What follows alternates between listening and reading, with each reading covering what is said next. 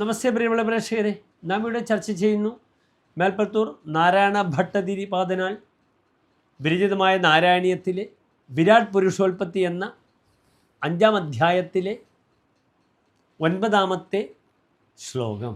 നമുക്കാദ്യം ശ്ലോകം പഠിക്കാം. ഏതേ ഭൂതഗണാസ്ഥതേന്ദ്രിയഗണാഃ ദേവാശ്ച ജാതാ പൃഥക് നോശേഗുർഭുവനാണ്ഡനിർമ്മിതിവിധൗ ദേവൈരമീഭിസ്തദാ ത്വം നാനാവിധസൂക്തിഭിഃ നുദഗുണസ്തത്വാന്യമൂന്യാവിശൻ ചേഷ്ടാശക്തിമുദീര്യതാനി ഘടയൻ ഹൈരണ്യമണ്ഡം വ്യഥാഃ. ഇനി ഈ ശ്ലോകത്തിൻ്റെ പദച്ഛേദം നമുക്ക് ശ്രദ്ധിക്കാം.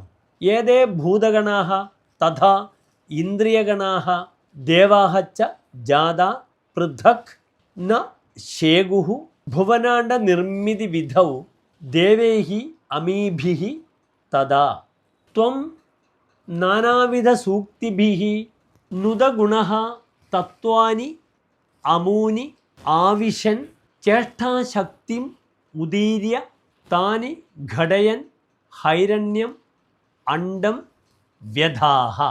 ഇനി ഈ ശ്ലോകത്തിൻ്റെ അന്വയം ശ്രദ്ധിക്കുക. ഏതേ ജാതാഃ ഭൂതഗണാഃ തഥാ ഇന്ദ്രിയഗണാഃ ദേവാഃ ച ഭുവനാണ്ഡനിർമ്മിതിവിധൗ പൃഥക് നോ ശേഗുഃ തദാ അമീഭിഃ ദേവൈഃ നാനാവിധസൂക്തിഭിഃ നുദഗുണഃ ത്വം അമൂനി തത്വാനി ആവിശൻ ചേഷ്ടാശക്തിം ഉദീര്യ താനി ഘടയൻ ഹൈരണ്യം അണ്ഡം വ്യഥാഃ. ഇനി പ്രസ്തുത ശ്ലോകത്തിൻ്റെ സാരാംശം ശ്രദ്ധിക്കുക. ഈ ഭൂതസമൂഹങ്ങളും ഇന്ദ്രിയ ഗണങ്ങളും അവയുടെയൊക്കെ അധീശന്മാരായ ദേവതകളും വെവ്വേറെ തന്നെ ജാതന്മാരായെങ്കിലും ബ്രഹ്മാണ്ഡ നിർമ്മിതിയാകുന്ന ആ മഹാകൃത്യത്തിന് ഈ ദേവതകൾ ആരും തന്നെ ശക്തരായിരുന്നില്ല.